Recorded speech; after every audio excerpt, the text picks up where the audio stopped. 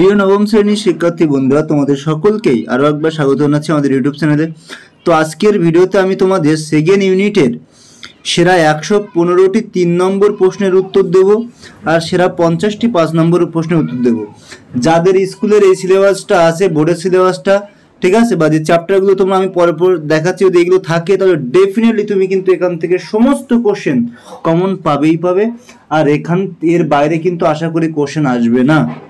তো এর আগে আমি তোমরা যেমনটা স্ক্রিনে দেখতে পাচ্ছ, আমি তোমাদেরকে এমসিকিউ এসএকিউ 2 মার্কস দিয়েছি, তার আগে হিস্ট্রি দিয়ে দিয়েছি, এমসিকিউ এসএকিউ 2, 4, 8 হিস্ট্রি জিওগ্রাফি পুরো কমপ্লিট করে রেখেছি, ঠিক আছে, তোমরা যেমনটা দেখতে পাচ্ছ। তো বন্ধুরা, এইবার তোমরা একটু দেখে নাও যে কি কি তোমাদের থাকবে। তো তার আগে একটু তোমাদেরকে বলে নিই, যারা এই পিডিএফগুলো নিতে চাও অতি অবশ্যই স্ক্রিনে দেওয়া হোয়াটসঅ্যাপ নাম্বারে যোগাযোগ করো, ঠিক আছে। কি করে পাবে আমি তোমাদেরকে বলে দেবো, এগুলো সব পেইড পিডিএফ, ঠিক আছে। আর আমি লিঙ্কটা করতে পারছি না, আমার একটা ওয়েবসাইটের প্রবলেম হয়েছে, পরবর্তী সময় যখন ওয়েবসাইটটা ঠিক হয়ে যাবে তখন কিন্তু আমি তোমাদেরকে ওটা লিঙ্কটা প্রোভাইড করে দেবো, ঠিক আছে। আর তোমরা যারা নিতে চাও তারা অতি অবশ্যই আমার সাথে কিন্তু স্ক্রিনে দেওয়া হোয়াটসঅ্যাপ নাম্বারে যোগাযোগ করো, ঠিক আছে। এবার দেখো তোমাদের কী কী সিলেবাস থাকবে। তো তোমাদের এখানে 3 নম্বর চ্যাপ্টার যেটা আছে, যে পৃথিবী পৃষ্ঠের কোনো স্থানের অবস্থান নির্ণয়, ঠিক আছে। পৃথিবী পৃষ্ঠের কোন স্থানের অবস্থান নির্ণয় 3 নম্বর চ্যাপ্টার। 4 নম্বর চ্যাপ্টার হচ্ছে ভূমিরূপ গঠনকারী প্রক্রিয়া ও পৃথিবীর বিভিন্ন ভূমিরূপ। 5 নম্বর হচ্ছে আবহাওয়া বিকার। আর 8 নম্বর হচ্ছে পশ্চিমবঙ্গ অবস্থান ও প্রশাসনিক বিভাগ, প্রাকৃতিক পরিবেশ। এই যে বিষয়গুলো আছে এইগুলো তোমাদের থাকবে, ঠিক আছে। এইবার যদি আমরা একটুখানি দেখি যে এখানে তোমাদের টোটাল এমসিকিউ থাকছে কটা। টোটাল এমসিকিউ থাকবে তোমাদের 7খানা, 3টে অধ্যায় মিলিয়ে। টোটাল এসএকিউ থাকবে 8খানা। 2 নম্বরের 4টে প্রশ্ন লিখতে হবে 8 নম্বর। আর 3 নম্বরের কটা লিখতে হবে তোমাদের 4টে, অর্থাৎ 12 নম্বর। আর 5 নম্বর তোমাদেরকে একটা লিখতে হবে, ঠিক আছে। এক এক স্কুল এক এক রকম দেয়, তো বোর্ড অনুযায়ী তোমাদের 3টে প্রশ্ন থাকবে, লিখতে হবে একটা। টোটাল হচ্ছে কত, 40। এবার বন্ধুরা একটু দেখে নাও পিডিএফ এর কোয়ালিটিটা। যারা 3 এবং 5 নম্বর প্রশ্ন নিয়ে টেনশন করছো তাদেরকে বলতে চাই, তোমার টেনশনের কোনো কারণ নেই। যে সমস্ত জায়গাতে ছবির দরকার বা পিকচার দরকার আমি সেগুলোও কিন্তু ইনক্লুড করে রেখেছি। আর প্রত্যেকটা প্রশ্নের উত্তর কিন্তু পয়েন্ট ওয়াইজ করে করে এখানে লেখা আছে। আর যারা টিউশন টিচার আছেন, সময়ের অভাবে যারা নোটস তৈরি করতে পারছেন না, তাদেরকে বলতে চাই কোনো টেনশন করবেন না। আপনি এইগুলো একবার দুবার পড়ে দেখুন, দুটো একটা কোশ্চেনের মান দেখুন, যদি আপনার ভালো লাগে তো নেবেন, যদি ভালো না লাগে তো নিতে হবে না। এখান থেকে সমস্ত কোশ্চেন খুব সুন্দর এবং সহজসাধ্য ভাষায় লেখা আছে। প্রত্যেকটা প্রশ্নের উত্তর পয়েন্ট ওয়াইজ করে করে লেখা আছে, সুতরাং উত্তরের কোয়ালিটি নিয়ে কাউকে চিন্তা করতে হবে না। আর রইল কমনের কথা, এর বাইরে আশা করি কোশ্চেন হবে না। তুমি যে স্কুল থেকেই পরীক্ষা দিচ্ছ না কেন, যদি তোমার সিলেবাসে এই অধ্যায় যেগুলো আমি একটু আগে দেখালাম যদি এইগুলোই থেকে থাকে, তাহলে তুমি নিশ্চিন্তে থাকো যে তোমার কিন্তু এর বাইরে কিন্তু প্রশ্ন আসবে না, ঠিক আছে। পার্থক্যগুলো আমি খুব সুন্দর করে সহজসাধ্য ভাষায় প্রত্যেকটা পার্থক্য আমি তোমাদের জন্য এখানে তুলে রেখেছি বা লিখে রেখেছি, ঠিক আছে। এইগুলো লিখলে তুমি কিন্তু ফুল মার্কস পাবেই পাবে। প্রত্যেকটা প্রশ্নের উত্তর দেখো, দুটো একটা ভিডিও পজ করে তুমি পড়ে দেখো, ডেফিনেটলি তুমি কিন্তু এখান থেকে কোশ্চেন কমন পাবেই পাবে, ঠিক আছে। তাহলে এবার হচ্ছে 4র্থ অধ্যায়ে আসবো। 3 নম্বরের যে প্রশ্ন আমার দেখো, যেগুলো দরকার আমার ডায়াগ্রামের, আমি একদম এক্স্যাক্টলি সেগুলো কিন্তু ডায়াগ্রাম তোমাদের সামনে রেখে দিয়েছি, সুতরাং চিন্তার কোনো কারণ নেই। একদম মোস্ট ইম্পর্টেন্ট কোশ্চেন এখানে ইনক্লুড করা আছে, একদম মোস্ট ইম্পর্টেন্ট কোশ্চেন।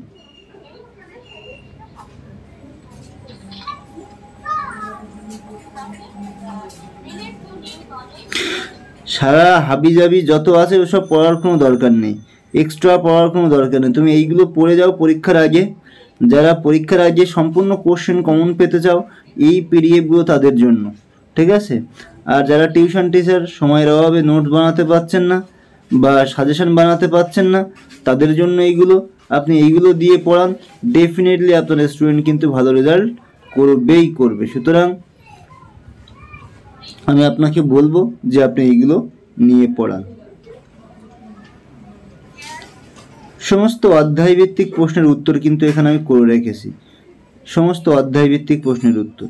এটা 5ম অধ্যায় আবহাওয়া বিকার, সেখান থেকে 2 নম্বরের যে প্রশ্নগুলো তোমরা দেখতে পাচ্ছ, ঠিক আছে, সেই 2 নম্বরের প্রশ্নগুলো এখানে দেওয়া আছে সবটাই।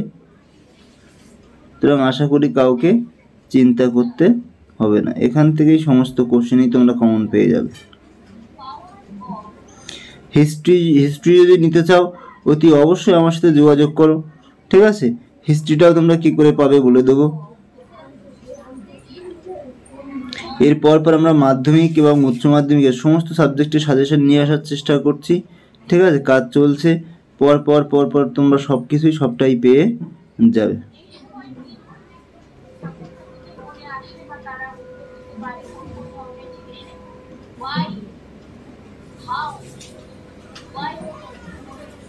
এইবার আসবো আমরা অষ্টম অধ্যায় পশ্চিমবঙ্গ। দেখো এটা একটা বড় চ্যাপ্টার, এর অনেকটাই বড় একটা ওয়েটেজ থাকে, ঠিক আছে।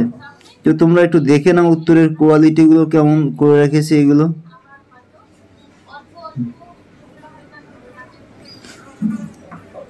এটা পশ্চিমবঙ্গের প্রাকৃতিক পরিবেশ, পশ্চিমবঙ্গের ভূপ্রকৃতি যেটা সেটা, ঠিক আছে।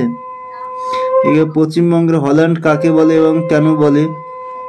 তারপর দেখো সমস্ত ইম্পর্টেন্ট পশ্চিমবঙ্গ থেকেই তোমার টেনশন থাকে, তুমি ডেফিনেটলি এইগুলো করো, তুমি দেখবে এখান থেকেই তোমার কোশ্চেন কমন আসবেই আসবে।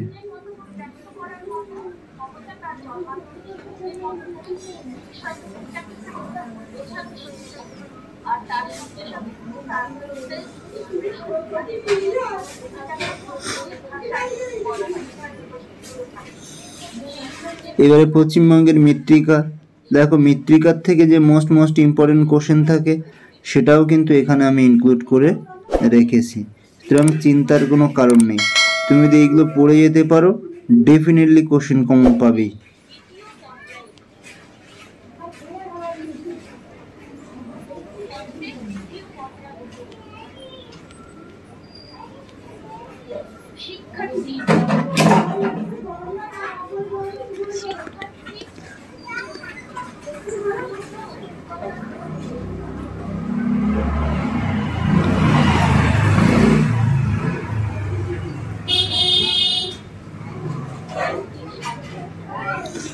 এখানে যে পার্থক্যগুলো তোমরা দেখতে পাচ্ছ, ঠিক আছে, একদম ইম্পর্টেন্ট তোমাদের পার্থক্যগুলো দেওয়া আছে এখানে।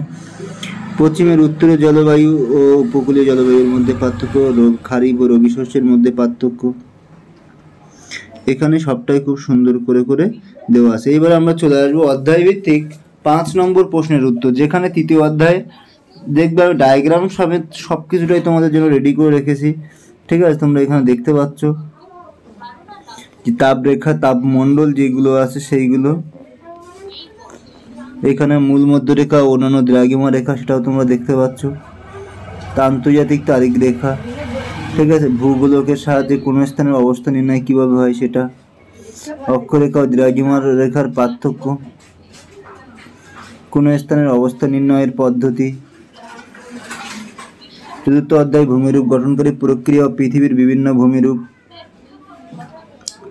এরপরে ভঙ্গিল পর্বত সৃষ্টিতে মহীখাত তত্ত্ব, স্তূপ পর্বত উৎপত্তির বিভিন্ন পর্যায়। একদম ইম্পর্টেন্ট যে কোশ্চেন, যেগুলো আসার সম্ভাবনা সব থেকে বেশি, বিভিন্ন স্কুলে যেটা বেশি করে দেয়, একদম ঠিক সেই ধরনের যে প্রশ্নগুলো সেইগুলো কিন্তু এখানে আমি তুলে রেখেছি উইথ ডায়াগ্রামে। তোমরা কিন্তু চিত্রসহ সমস্ত প্রশ্নগুলোর উত্তর কিন্তু তোমরা দেখতে পাচ্ছ, ঠিক আছে। তো আশা করি কারো কোনো অসুবিধা হবে না এটা বুঝতে। আর এখানে সবটাই প্রশ্নের উত্তর আমি পয়েন্ট ওয়াইজ করে লিখে রেখেছি। এবারে পঞ্চম অধ্যায় আবহবিকার থেকে আসবো, যে প্রশ্নগুলো মোস্ট ইম্পর্টেন্ট সেগুলো দেখে নাও।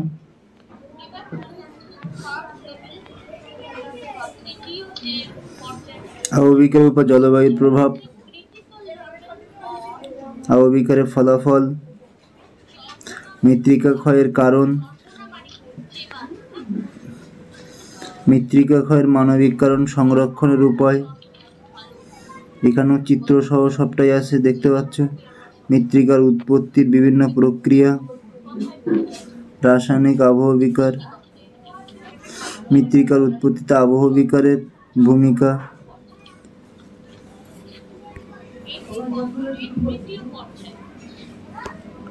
অষ্টম অধ্যায় এবারে পশ্চিমবঙ্গের যে 5 নম্বর প্রশ্নগুলো আছে সেইগুলো দেখে নাও। পশ্চিমবঙ্গকে উন্নত রাজ্য হিসেবে বিবেচনা করার কারণগুলি, ঠিক আছে।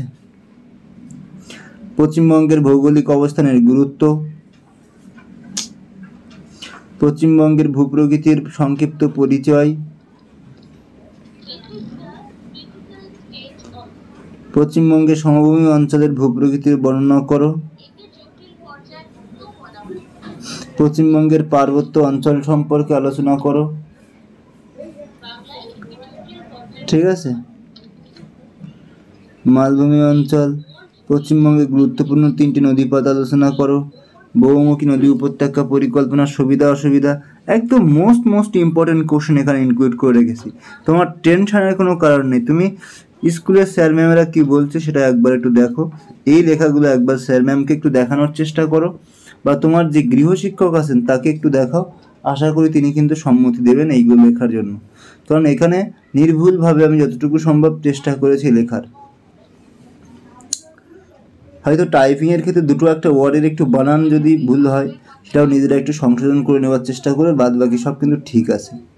আমি মনে করি সবটাই মোটামুটি ঠিক আছে। আমিও চেক করে দিয়েছি অনেকবার, তবুও যদি ভুলভ্রান্তি হয় দুটো একটা বানানের তো একটু ঠিক করে নিও। এখানে মোস্ট 5 মার্কস আমি ইনক্লুড করে রেখেছি, মোস্ট 5 মার্কস। সুতরাং আশা করি কারোর চিন্তার কোনো কারণ নেই, এখান থেকেই সমস্ত কোশ্চেন কমন পাবে।